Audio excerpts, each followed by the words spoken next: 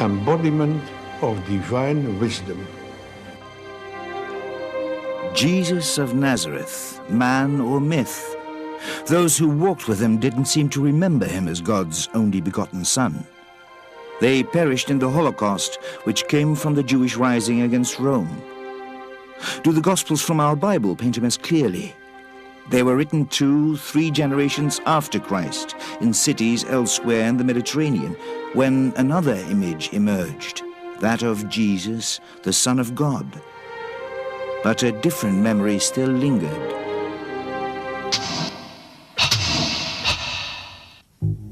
The Middle Ages, the south of France. Briefly and for the last time, a different faith stands up again of Christians with another view of Christ. People the Church considers heretics, worse than devils. For decades, the fury of the Church rages against these Gnostic Christians. Crusading armies decimate the population. The Inquisition is invented to burn out these Cathars, as they call themselves, those purified, the pure.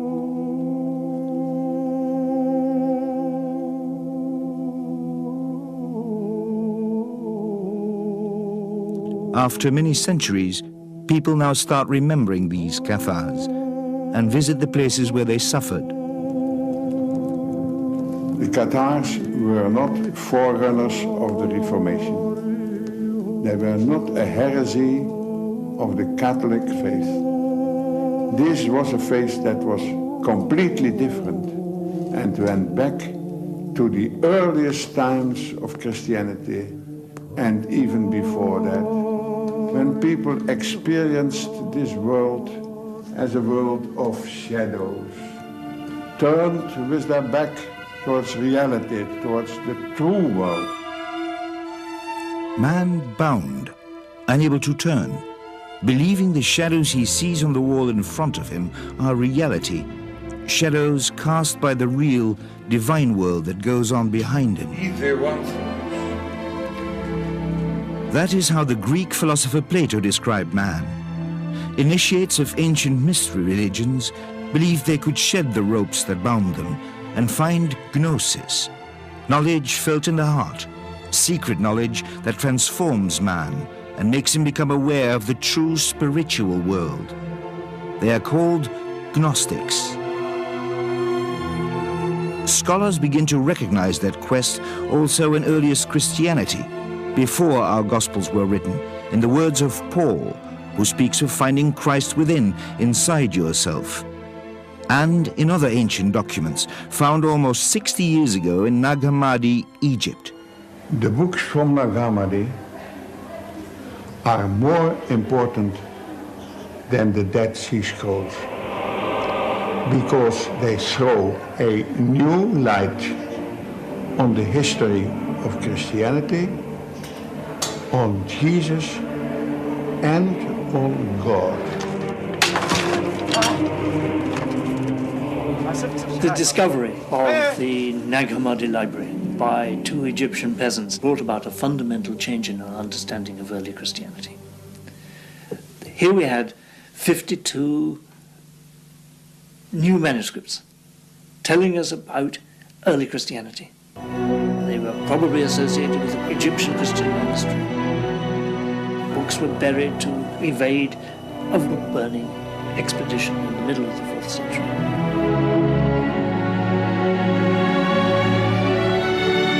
It's just given us a whole wealth of information, and I find it astonishing, really, that the Christians haven't run out everywhere and wanting to read the Gospel of Thomas and all these other marvellous scriptures which have come to light. And I think it says something about how powerful the hold of the Roman Church was, that it's still pushed outside, they're still regarded as heretical and dangerous. And of course they are heretical and they are dangerous from the perspective of the literalist church, because they turn the understanding of the literalist church inside out.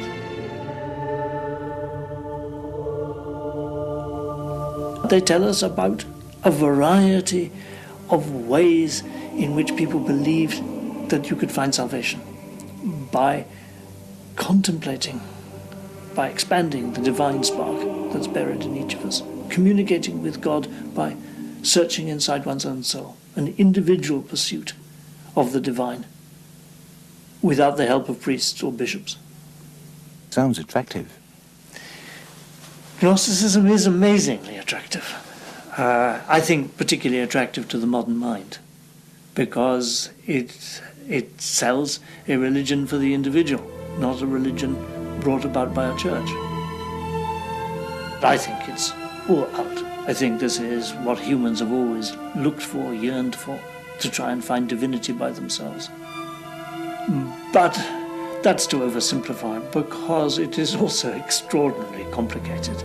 In many ways, if you read it, it's like having a bath in 1,000 soap bubbles and getting the soap into your eyes. It's blinding, it's obscuring, as well as cleansing. It was already there in the Egyptian religion, when they said that man, after his life, became Osiris. He was integrated into the Godhead.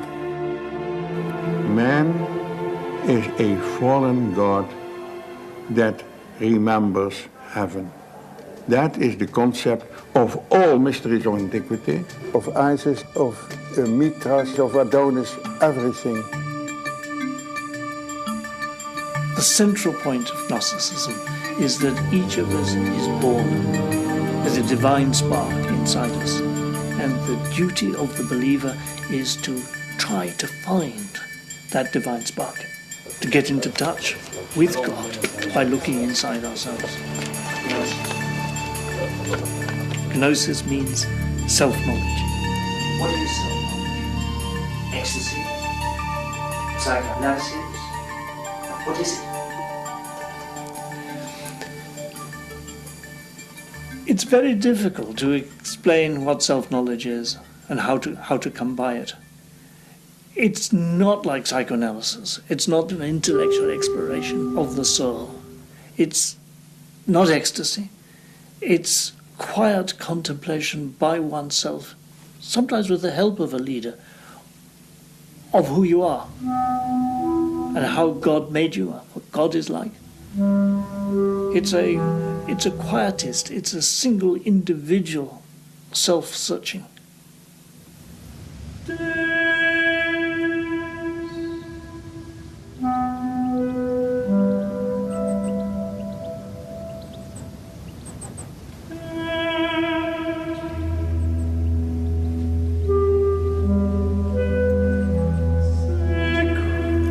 Basic idea that underlines Gnosticism or mysticism is that we're stuck in our ideas about what life is and about who we are.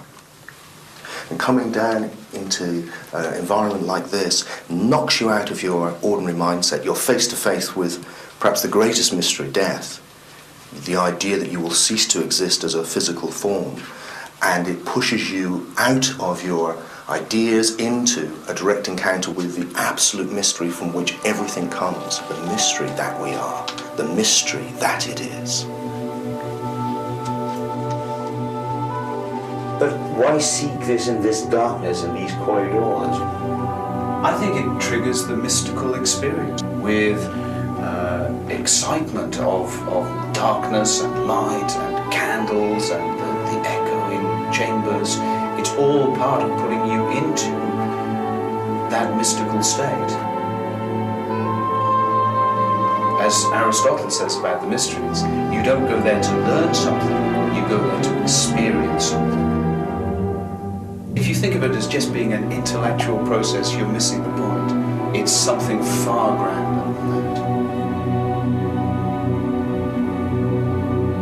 I think the ancients had understood that you can know a lot, but not really have self-knowledge. When we learn something, we are learning many things. It becomes very complex. What the ancients are seeking is a return from the manyness of things, with knowledge about many things, to knowledge of one thing, of the unity of all things. For most of 2 millennia, Gnosis was suppressed.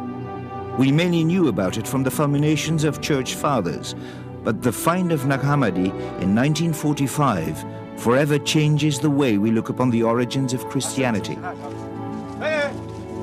The men who found it discarded it at first, They fell into the hands of black traders, some were burnt, but eventually it found its way to science, also thanks to Gilles Quispel, who hit upon the most important manuscripts somewhere in Europe and brought it to his friends, the great psychologist Carl Jung.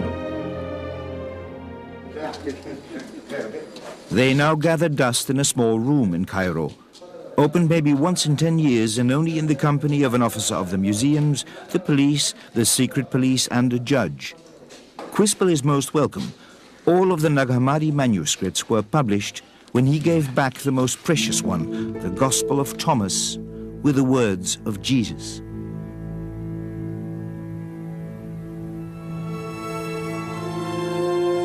It starts with the word, these are the words that Jesus, the living, spoke. And Didymus Judas Thomas wrote, and he said, whoever finds the explanation of these words will not taste death. Who was Didymus Judas Thomas? Didymus Judas Thomas, which means Judas the twin, was one of the brothers of Jesus. Later church tradition turned Thomas into the apostle who could not believe Jesus came back in the flesh, stigmata and all. Doubting Thomas, who is now said to be the most faithful disciple of his master. Who best understood his brother. According to the Gospel of Thomas, yes. He's understood not to be Jesus' twin brother on a literal level, but rather that whoever reads this gospel is to understand that he or she can come to recognize himself as Jesus' twin.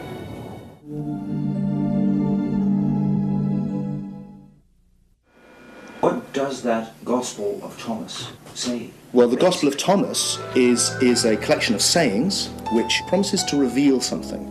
What it says it will reveal is what no ear has heard, no eye has seen, what no hand has touched, and what has never occurred to the human mind. What is it? Well, it's you.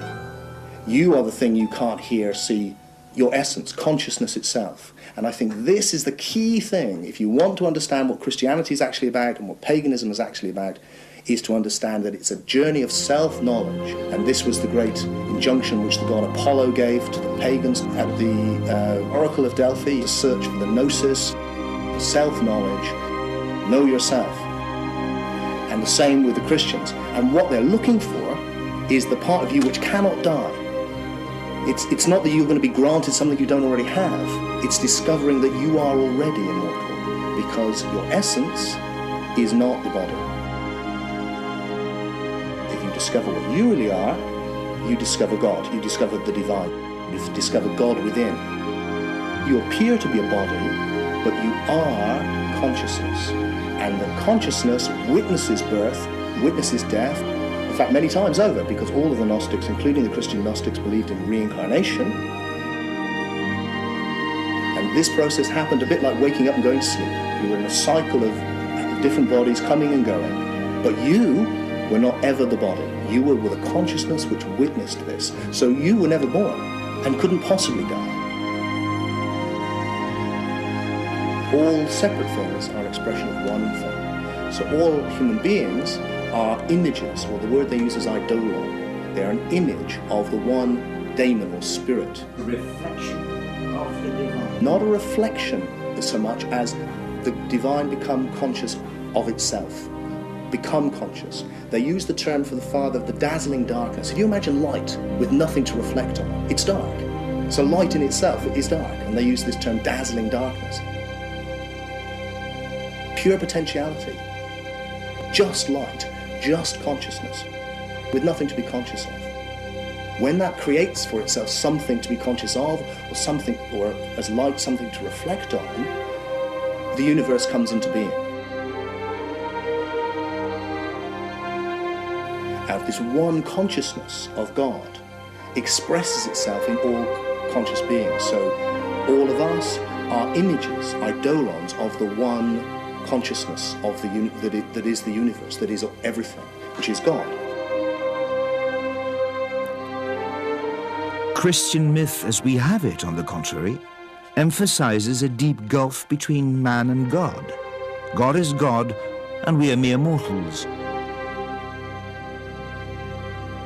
Now, the Gospel of Thomas has a very different message. It speaks of Jesus as Son of God, and speaks of all other humans as also the children of God, who may not be aware of that because they are not aware of being created in the image of God, the divine light that came into being before the universe was created. When God said, "Let there be light," humankind was made in the image of that light. And in the Gospel of Thomas, Jesus speaks as the voice from the light. Why are the words from the Thomas Gospel, "Look under any stone and you shall find me," so dangerous for the church? Well, I think it's because it's pantheistic. It is suggesting that divinity is everywhere and in all things. What happens with the Christian triumph is what you would expect in the creation of a church. In order to get to God, you have to go through the bishop. If you want to build a church, you have to say that no, salvation is only possible by, with, from and through the church and God's representative on earth, who is the Pope, and that is the only way. Whereas the Gnostics are very much, it's about you can do it. This was the revelation of the Gnosis, was that your essence, by its very nature, is immortal. So you didn't have to win it by being a good boy, by obeying the rules. This is why the Gnostics are quite anarchistic. They're free thinkers, they're libertines, they don't go for obeying rules. And of course their great hero, Jesus, is portrayed in their story as a libertine who hangs out with prostitutes and hangs out with disreputable people, who breaks the rules, who does the wrong thing on the Sabbath, and who constantly attacks the religious authorities and is in dispute with them. He's a classic Gnostic character, and they were like that themselves. Because of this, because for them it's not about obeying rules. For them it's about discovering self-knowledge, what you really are. In Thomas, the message is more important than the messenger. It stems from a time before the Gospels of the Bible, as does a man long considered a founder of the faith, but now beginning to be seen in a different light, Paul. Paul is a Gnostic. He is talking about the Christ within.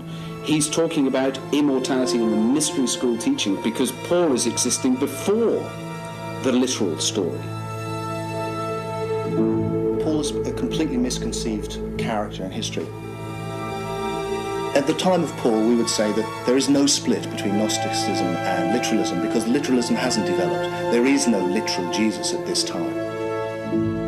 1-2 generations later, the Gospels of the Bible recount the life of Jesus in detail. The messenger becomes almost more important than the message, and Jesus comes to be the literal Son of God. But before that, Paul, under layers of later adaptations and insertions, still talks of Jesus as a mystery, a metaphor, a voice within. Gnostic Christians believed that Paul was their teacher. The father of the church, Tertullian, who despised Gnostics, nevertheless called Paul the apostle to the heretics, because the heretics, he thought, love Paul. They all quote Paul. They all claim Paul, because his teaching is so mysterious, in some ways so deep. It is the God of the Old Testament, of an eye for an eye and a tooth for a tooth, a jealous God. All their stories seem to revolve around a deep dissatisfaction with the present world, because it was created by an inferior God. How could a perfect God have created this mess? So the story they tell repeatedly is how that this world is a mistake. It's created because God's, the true God's, youngest daughter, wisdom, girl, Sophia, fell madly in love with her father. And out of the frustration of this illicit love, she self-created. She impregnated herself. And the misbegotten child inside her. She aborted. And this aborted, misshapen, lion-faced son, Yaldabaoth, the king of kings, out of an arrogant supposition that he was, once ejected from heaven, the sole God, created or miscreated this world, this physical world. So, this world was created out of an illicit passion, in grief, by Yaldabaoth, whom Jews and Christians falsely worship as the true God. This God imprisoned man in matter, wrapped his divine eternal soul in a body which was mortal. Creator of this physical world, he created man in his image, forever slave to matter, trying to accumulate more and more.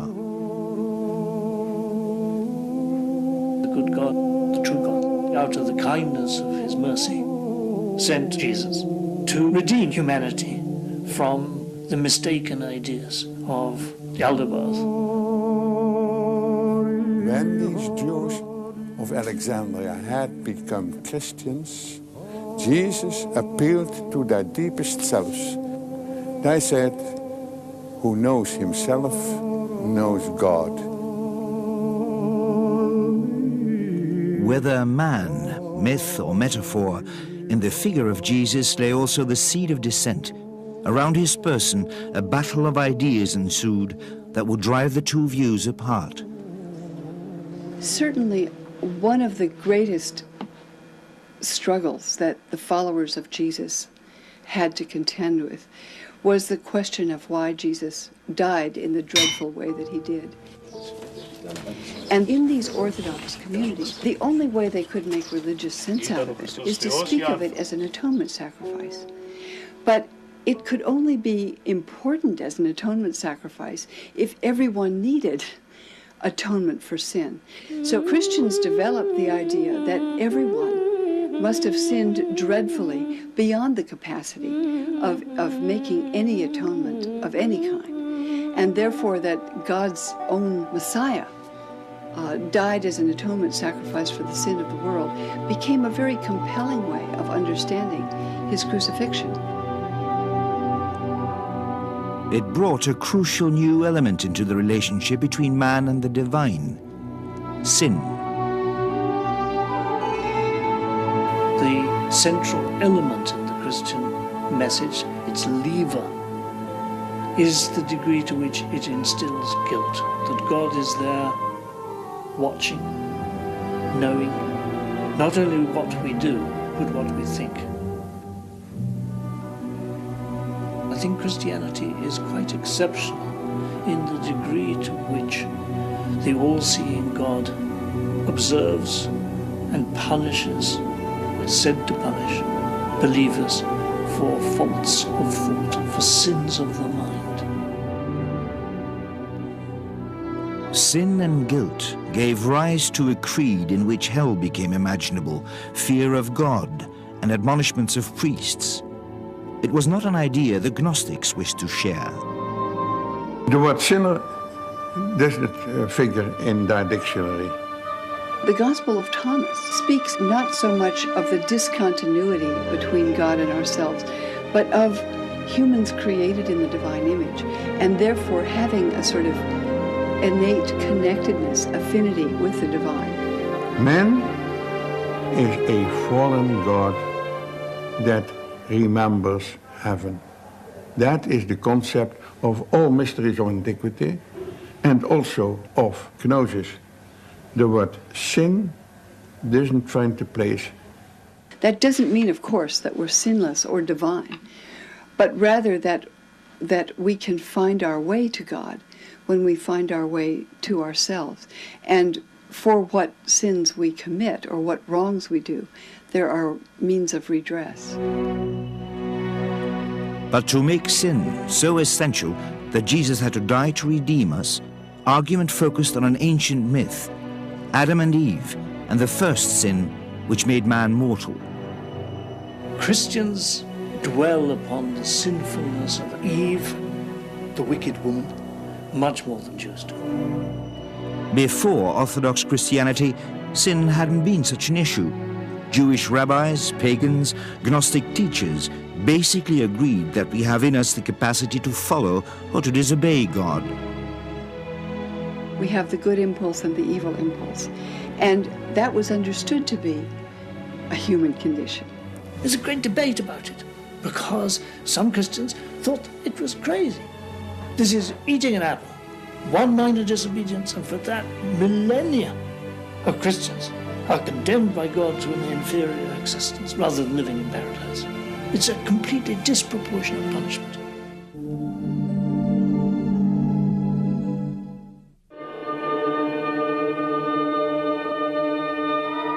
Only in later Christianity, that idea of inherent human sinfulness, original sin, develops, especially by Augustine, in the 4th century. So in these Orthodox communities, one develops a strong sense not only of the distance between God and humankind, but of the innate and irredeemable sinfulness of the human condition, apart from this death of Christ now understood as sacrifice. But the conventional Christianity, the canonical Christianity, which didn't become established till the 2nd century, was much disputed. And so some Christians thought that Jesus was a divine figure and that it was completely inappropriate for him to have suffered on the cross. And they told stories which justified their beliefs. For example, when Jesus was being brought up to Golgotha after being flogged, and was obviously weak from the flogging, the soldiers got Simon of Cyrene to carry his cross. And Jesus, seeing this as a perfect opportunity, swapped identities with Simon of Cyrene, so that it was Simon looking like Jesus who was crucified, while Jesus, looking like Simon, slunk off in the crowd, went up to heaven, and hovered above the cross, laughing at the success of his deception. Or laughing as a Buddha is laughing, smiling, passively, because of the calm and peace that Jesus has from knowing and from illuminating us, giving us his knowledge. Jesus, an illuminator, the voice, the symbol of the divine. And Gnostics saw Jesus as the man who received divine insight at baptism when he became like a Buddha, he who knows, the Christ. Orthodox Christians took it literally. If Jesus was divine, he was God's son, his only begotten son. He also had to be born divine, which Gnostics considered a childish, naive notion. The split becomes apparent with the latest gospel in the Bible, John. Many Christians today will think, well, of course, Christianity means Jesus is the Son of God. But that's not what you find in Matthew, Mark, or Luke so much. You find in those the teaching that Jesus is God's Messiah, the one who redeems his people, the one who teaches the way of righteousness. One could be a very devout Jew and follow Jesus at that point. But with the Gospel of John, the claim that Jesus is God's Son, and more than that, his only Son, that radical claim, which actually I cannot find mentioned among Orthodox Christians before about the year 160, becomes the lens through which Christians later read all the Gospels. I began to be convinced, it sounds bizarre, that the Gospel of John was written to counter this other view. And it changes the understanding of the Christian message in a dramatic way. Jesus, the literal Son of God and only begotten one. But to Gnostics, Jesus was a metaphor, a symbol for the divine that hides in all of us. In that sense, we are all sons of God. We are all sons of God if we realize our true identity. Whilst we don't, we are in a state of death. Now, this is fascinating, I think. In the ancient world, this is the underworld. We now are dead. For the Gnostics, for the mystics, this is the underworld in which we are the spiritually dead, because we think we're the body, and we're not. We are God, if you like. We are the one consciousness of the universe. We mistake ourselves as these individual bodies with all of the problems that come with that. What we need to do is we need to resurrect. And the whole of the story is we need to die to the identity of the body, which is on the cross of matter, and we need to resurrect to our true identity, which is the Son of God, which is the Christ, the consciousness of the Father. So we are all Christ, and we all need to resurrect. And in that sense, the whole myth, the whole story of the crucifixion of Christ and the resurrection is a model to all and each of us. Yes, precisely. It's a model which can take you through this initiation.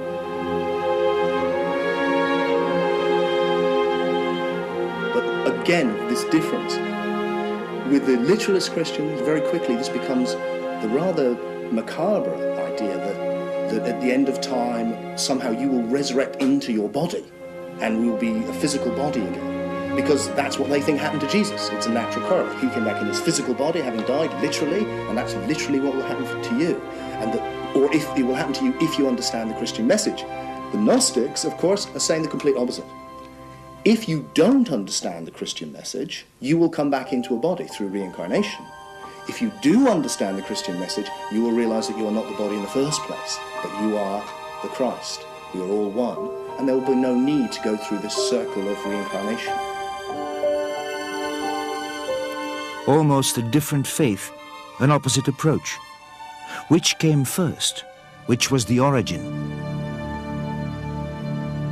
We have the literalist Christian Polycarp. A few decades later, in the middle of the 2nd century, we have Tertullian saying that the followers of the Gnostics fill the universe.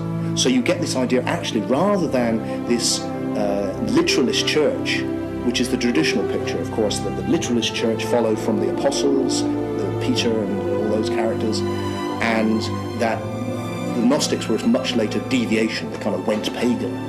What we're suggesting is actually it's completely the other way around. Gnostic Christianity was widespread in the 1st and 2nd centuries and was crushed by a literalist church which turned on its origin. Orthodoxy, as we know it, arose after Gnosticism, and to a large extent Orthodoxy was a reaction. It defined itself by what it is not. Christianity defines itself by what it opposes. By opposing Gnosticism, it gradually defined its own terms. From a wide variety of dozens of Gospels and writings, and 7 or 8 generations after Jesus lived, early Orthodox Church Fathers began selecting the few which would shape the New Testament and define the creed. I think it's in the face of terrible danger, the threat of persecution that impelled concerned Christian leaders to try to find the basic teachings on which they felt all could agree. In this selection, overt Gnostic views, elements too complicating for a literalist view of Jesus, were laid aside.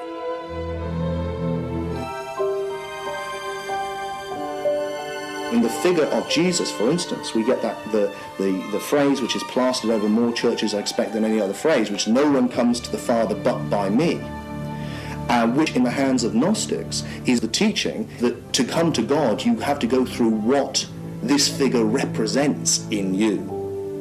And this is Paul's message. To come to God you have to find the Christ within as an allegory of truth. But it's literalism which goes, no, this is the only way.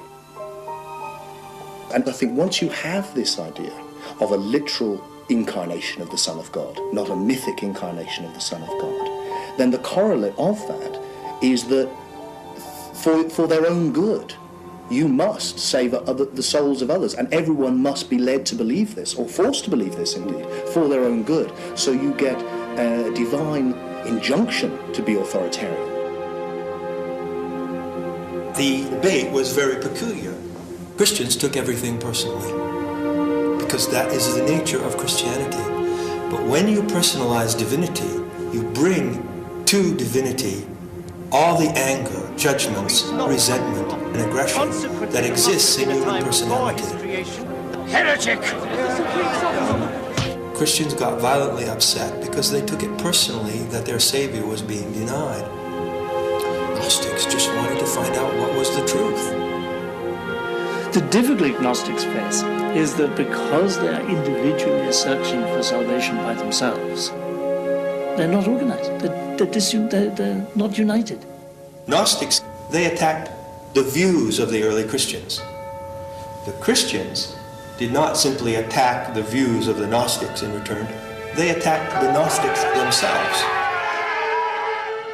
Both views might still have existed side by side, but for the appearance of this man, Constantine, first Roman emperor to embrace Christianity, in whose wake the young church reaches for power supreme.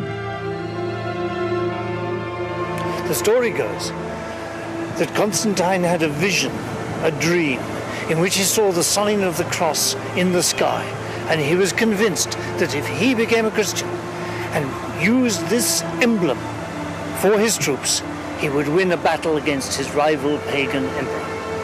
It's here at the Milvian Bridge that a great battle was fought, which started Christianity on its triumphant road to success.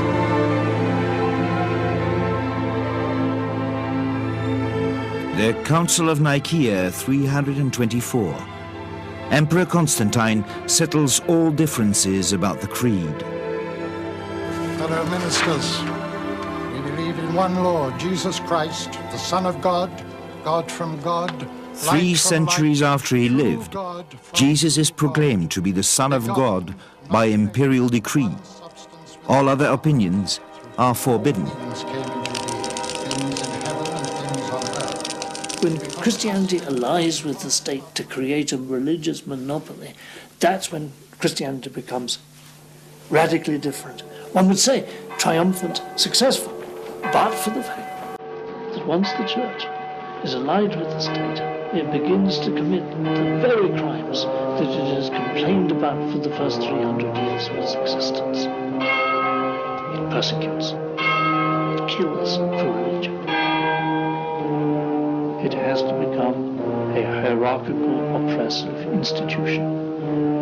Of course, you could defend it and say it's in the interests of the masses that a particular brand of religion is forced on them. But it's not my fantasy or my imagination of how religion best proceeds. It's interesting, isn't it, that soon after his conversion, the Emperor Constantine gave glorious gifts to the churches at Rome, St. Peter's and St. John Lateran here, solid life-size statues of Jesus and the apostles, so that soon Christian churches looked exactly like pagan temples. And this is merely one straw in the wind of the wealth that the church acquires throughout the 4th century. Is the church corrupted? Yes. Does it preserve a sense of its origins, the sense of the importance of poverty? Yes. So the church is split between the poverty and abstinence of the monks and the wealth of the bishops. But even then the bishops maintain a sense, a memory of charity, of virtue, the best of them. So it's always torn, it always has this tension inside it. Jesus, whatever else he did not set up a church, left no instructions for a church. It's a later fiction designed to bolster the power of the Catholic Church. It's simply inconceivable that Jesus, a simple man from Galilee, set out to found a universal church. Hang on. What happened with Jesus handing over authority to Peter? Well, again, these legends are so fictitious that they didn't make it into the New Testament, like the donation of Constantine. The donation of Constantine is a fake. This was a document which was claimed by the Roman Church in the medieval period to be the contract written out by Constantine on his deathbed. Here, I give you the empire for safekeeping. Now, when this was revealed to be a forgery, this started the whole Protestant Reformation. In some ways, all that Peter and I have done is listen to the losers. They were destroyed in the 4th century. We've gone back and said, well, just because they lost that battle, just because the Roman Church, with its idea of an historical Jesus and a literalist religion, took over, doesn't mean that they've got the accurate version of events. What happened to the Lutherans? Well, they were eradicated. Everybody who knew the different story, which is the Gnostics, the pagans, were banished from the empire. The temples were pulled down. The philosophers were killed, were banished, the books were burned. I mean, if Christianity was God's favourite religion, then you would have thought when it triumphed, we would have entered a golden age. But instead, we entered the dark ages when people forgot even how to make brick houses. And we had to wait until the Renaissance, when all this pagan learning came back in Italy, in Florence.